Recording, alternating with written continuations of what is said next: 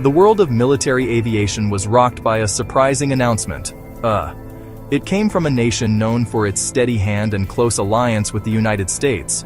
Canada's newly elected Prime Minister, Mark Carney, made a bold move just after taking office.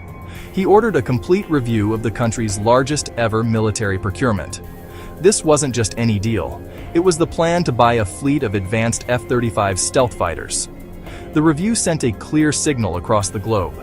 Canada was having second thoughts. The decision to pause and reevaluate the F-35 purchase put a multi-billion-dollar contract, years in the making, under a powerful new microscope. Suddenly, the future of the Royal Canadian Air Force was up for debate. The original plan seemed set in stone for years. Canada was committed to replacing its aging fleet of CF-18 Hornet jets. These were aircraft from the Cold War era, reliable but increasingly outmatched. The government had selected the F-35, a fifth-generation marvel of technology from the American aerospace giant, Lockheed Martin. The deal was enormous. It called for the purchase of 88 brand-new jets. The total price tag for this advanced air power was a staggering $19 billion. For a country like Canada, this represented a monumental investment in its national defense and its alliance commitments. The path seemed clear, with the F-35 promising to bring Canada to the forefront of modern air combat capabilities. However, the full story of the contract had a crucial detail. While the headline number was 88 planes, Canada was not yet locked into the entire purchase. The contractual commitment was, in fact, much smaller. So far, the nation was only legally bound to purchase the first 16 of the 88 planned aircraft. This detail provided the new government with a critical window of opportunity.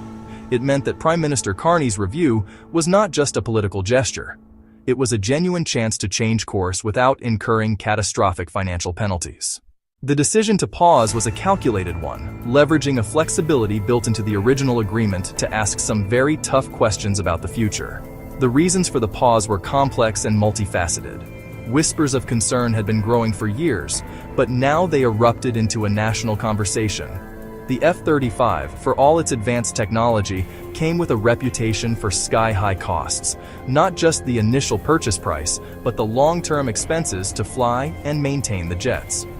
A new Canadian Forces College report had sounded a serious alarm. It warned that the F-35's high sustainment costs and shockingly poor mission-capable rates, which were as low as 36% in 2023 for some models, posed a significant risk to Canada's ability to defend itself. The government was forced to confront a frightening possibility. Could Canada afford to fly the planes it was about to buy? As Ottawa began its official reassessment, an alternative that was once a runner-up suddenly took center stage. The F-35 was not the only aircraft that had competed to replace Canada's CF-18s. Saab JAS 39 Gripen E in flight, the Swedish contender. During the initial procurement competition, the Gripen had been a close second. Now, with the F-35 deal under a cloud of doubt, Saab's offer looked more attractive than ever. Pundits and defense analysts across Canada argued against putting all eggs in one American-made basket, a mixed fleet, or a full switch to the Swedish jet. The Gripen's appeal, pragmatism, and industrial partnership. Saab offered a proposal tailored to Canada's economic and operational concerns. Saab promised to build, assemble aircraft in Canada. That promise was a powerful incentive. Partnering with Canadian firms, developing maintenance and sustainment domestically.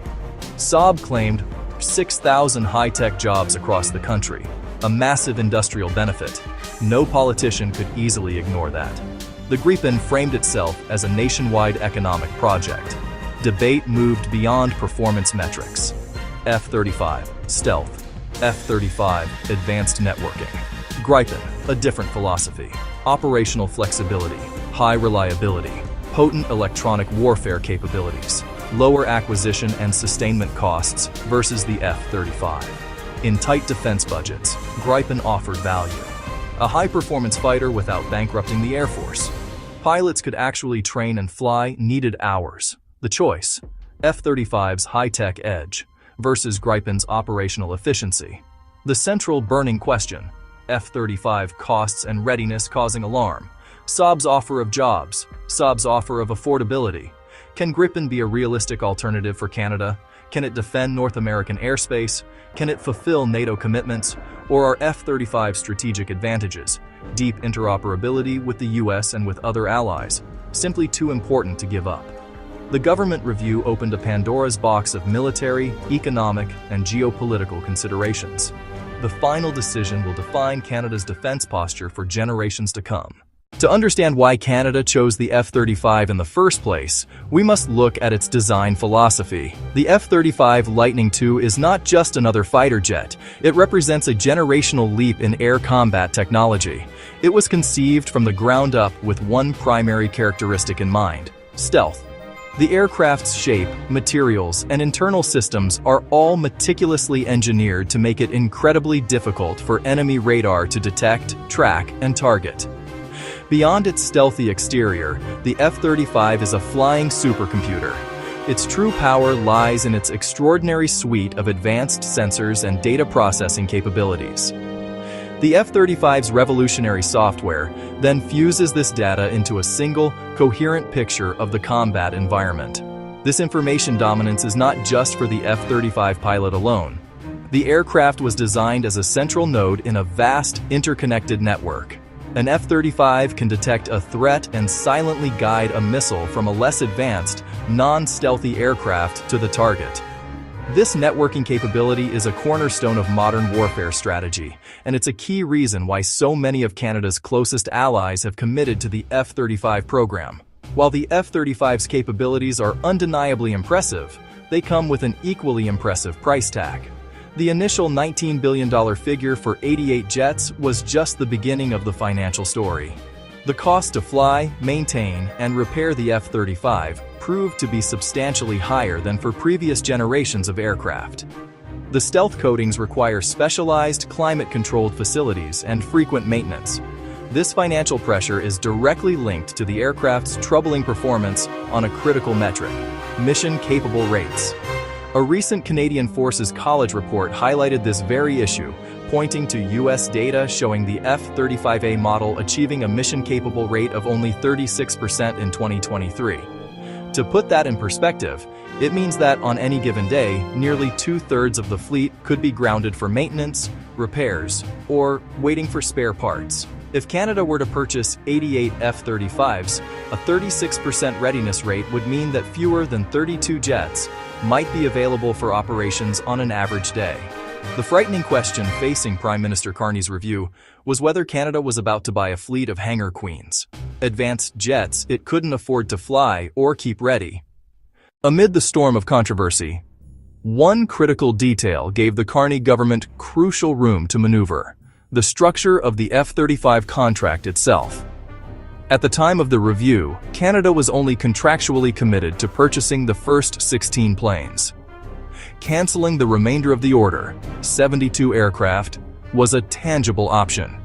There would be political and industrial fallout, but the financial penalties for breaking the full contract were not catastrophic. This gave Canada leverage. The nation was at a crossroads. The 16 jets already purchased are sunk costs. Their existence complicates the debate. They warn an orphan fleet of 16 F-35s would be inefficient. It would require a dedicated logistics and training pipeline for a tiny number of aircraft. While critics of the F-35 rightly focus on its costs, its supporters point to a powerful strategic argument that is harder to quantify: interoperability. Canada shares the defense of the entire North American continent with the United States under the NORAD agreement. In a future conflict, a Royal Canadian Air Force F-35 pilot could land at a U.S. airbase and receive the same level of maintenance and support as they would at home. Choosing a different aircraft, like the Gripen, would put Canada outside this growing F-35 club. While the Gripen can certainly communicate with Allied jets, it would never achieve the same level of deep, systemic interoperability. For Canadian defense planners, the question is what price they are willing to pay for this strategic harmony. As the F-35 debate raged, the Swedish alternative, the Saab Jas-39 Gripen E, emerged as a potent challenger built on a fundamentally different design philosophy. where the F-35 prioritizes stealth, the Gripen was born from Sweden's unique strategic needs. It focuses on a low radar cross-section, plus a world-class electronic warfare suite that can jam, confuse, and deceive enemy sensors. The Gripen E is renowned for ease of maintenance, rearm and refuel turnaround, just 10 minutes in an air-to-air loadout. So one Gripen can generate more sorties in a day than many complex competitors. Saab's proposal to Canada went far beyond simply selling an aircraft. It was a comprehensive industrial partnership. Saab promised that if Canada chose the Gripen, the jets would be built or undergo final assembly on Canadian soil.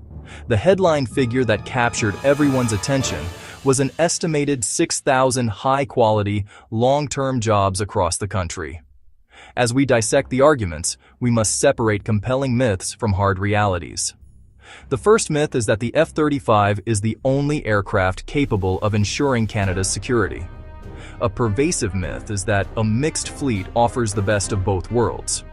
The reality is that it risks creating a logistical and financial black hole. Finally, there's the myth that this decision can be delayed indefinitely. The reality is that Canada's fleet of CF-18s is aging rapidly, and the capability gap is widening every year. Ultimately, the choice must come down to a clear understanding of what Canada needs its fighter jets to do. If the government's top priority is seamless partnership with the United States, then the F-35 is the logical choice.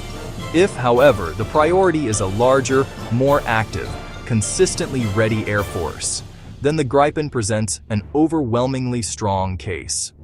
The greatest threat to the Royal Canadian Air Force is not a specific enemy aircraft, but the hollowing out of its own force structure by a platform it cannot afford to fly. The Gripen shock was not that it outperformed the F-35 in a dogfight, but that its entire proposal exposed the deep risks in Canada's original plan, making the Swedish challenger a far more potent and realistic contender than anyone in Ottawa ever saw coming.